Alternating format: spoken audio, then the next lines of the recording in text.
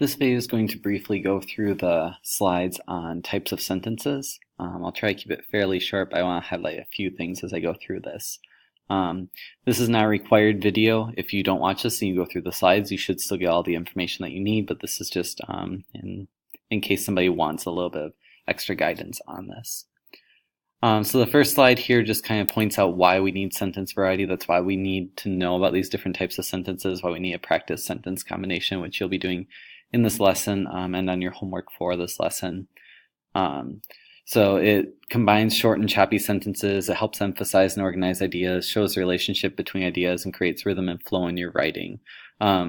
Really that last one, probably the second and the fourth one are the real highlights on this slide.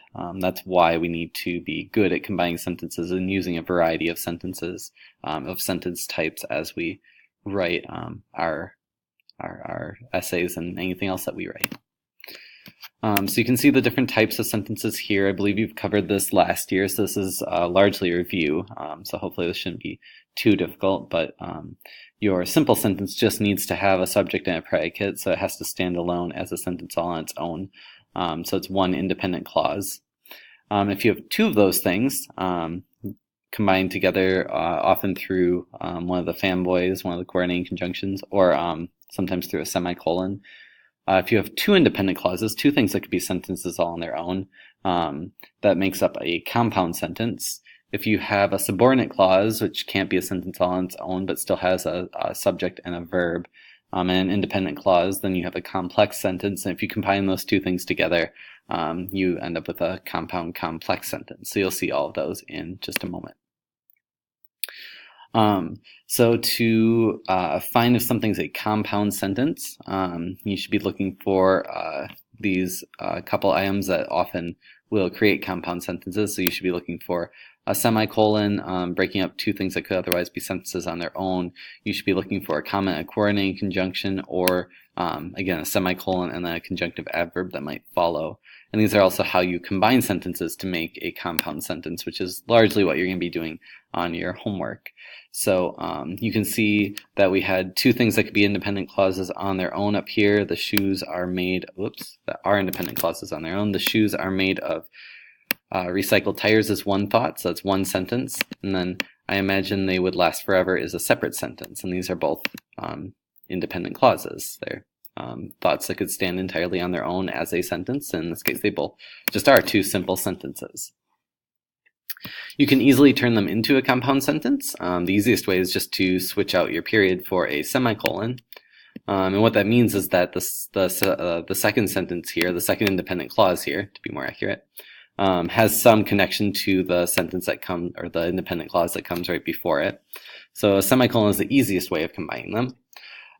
You can also add a comma and then one of your fanboys, so for and, nor, but, or yet, or so. So in this case, the person uses so to combine them. So now it says the shoes are made of recycled tires, so I imagine they would last forever. This is probably, this is significantly better than the one before it because there's actually some indication of the relationship between these two sentences. The next one does a similar thing. It adds the word therefore after the semicolon to again show the relationship between these two sentences. So here it says the shoes are made of recycled tires, semicolon, therefore I imagine they would last forever. One of these last two would be the preferred ones for combining these sentences, although this one does work up here. You can see more examples here. It was getting dark and we were lost. So here it uses a comma and the coordinating conjunction and. Joe made the sugar cookies. Susan decorated them. So the semicolon here makes this a compound sentence. And again, we have the word therefore being added as a conjunctive adverb. He turned in the research paper on Friday, semicolon, therefore he passed his history class. So very similar to the examples that we saw here. Just a couple more for you to consider.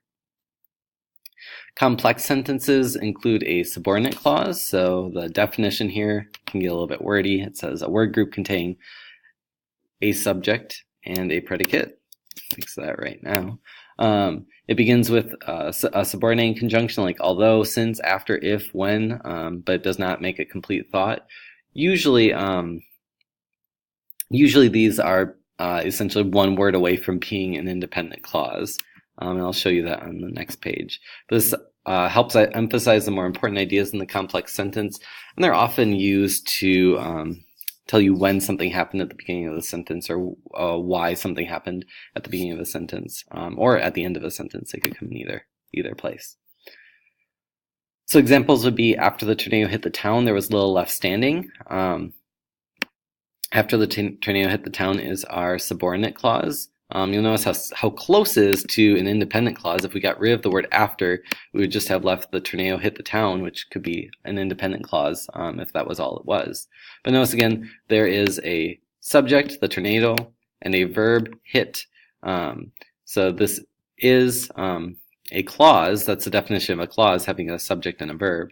But it cannot be a sentence all on its own, so it is a subordinate clause, not an independent clause. So this is a common type of thing, telling you when something happened at the beginning of the sentence, and then you have your independent clause after, and these are always complex sentences. Here's a similar one. Although my cousin invited me is our subordinate clause. I decided not to go.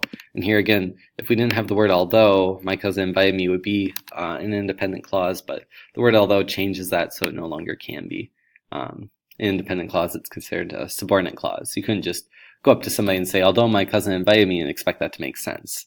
So it's not a complete thought on its own. Everyone laughed when he fell into the dunk tank is a little bit trickier because it comes up at the end of the sentence, so it's easier to miss these. However, again, we have something that could be an independent clause on its own. He fell into the dunk tank. We have a subject, he. We have a verb, fell. And then we just have the word when, kind of making it so that this couldn't be an independent clause on its own. It couldn't be a complete thought all on its own. So this is a subordinate clause. Everyone laughed is an independent clause on its own. That could be a sentence, even though it's very short. So this one has, again, one independent clause here, and then one subordinate clause here at the end.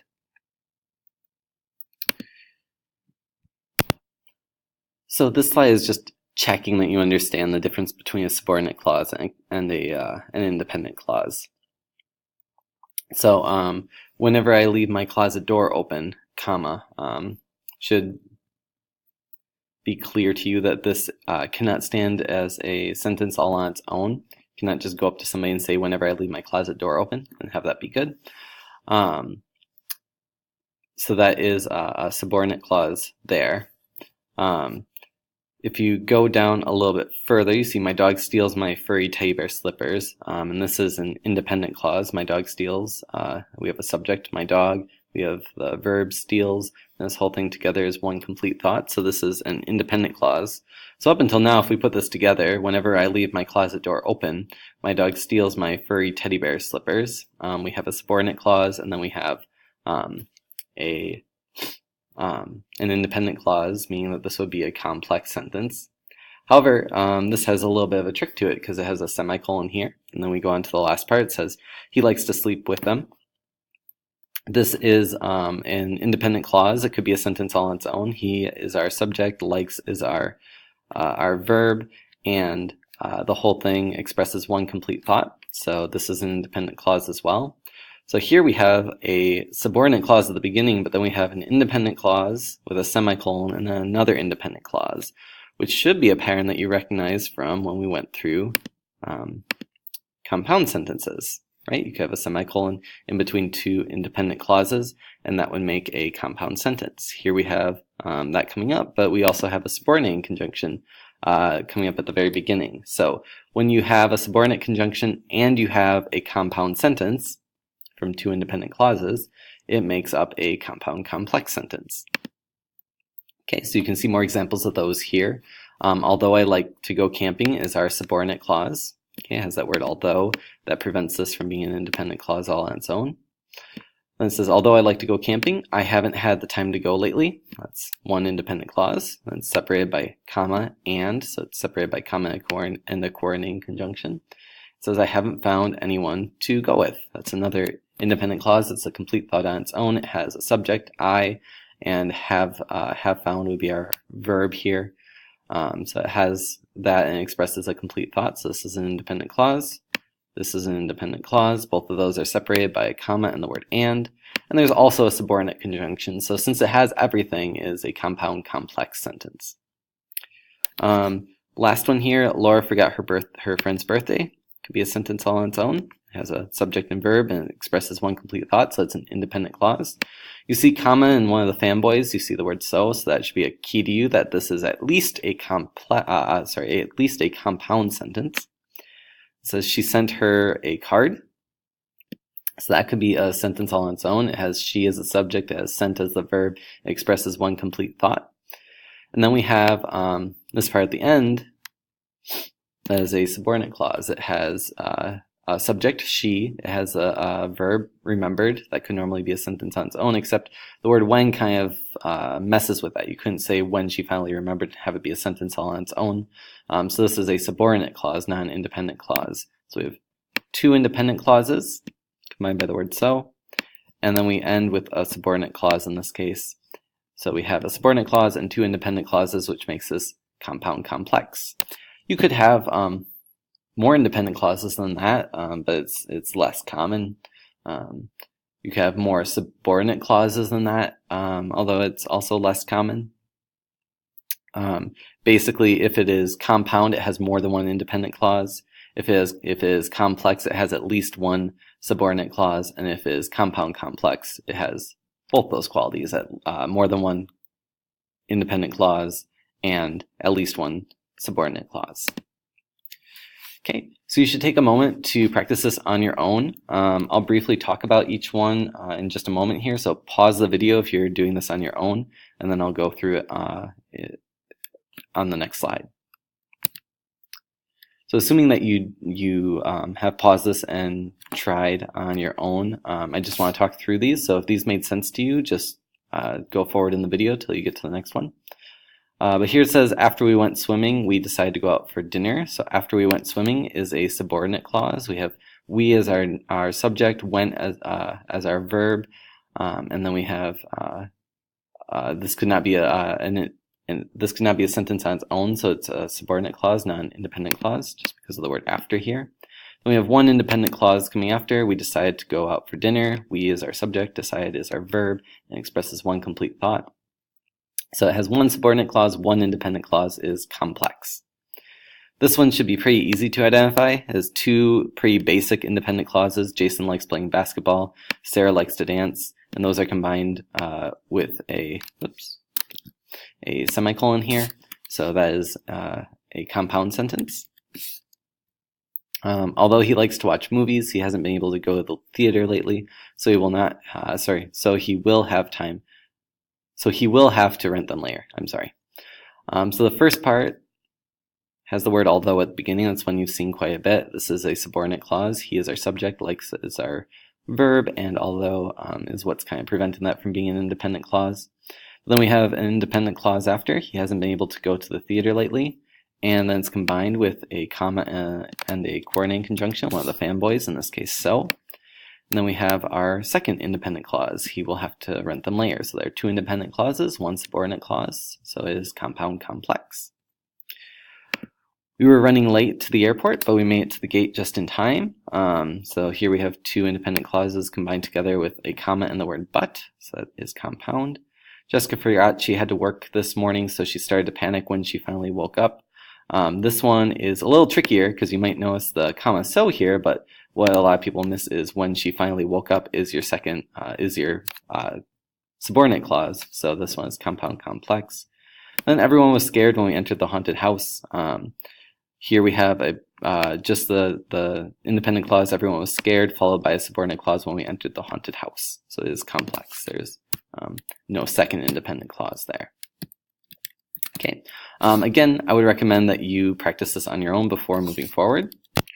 Assuming you did that, the answers here should be similar to what you came up with, but they might be a little bit different. This person added a comma and a coordinating conjunction, in this case but, to turn this into a compound sentence. Here, even though was added at the beginning here to turn this into a subordinate clause, and that makes this a complex sentence. And here, because was used to turn this part into a subordinate clause, and then a comma on the word so to make it compound as well. So it's compound complex. Okay,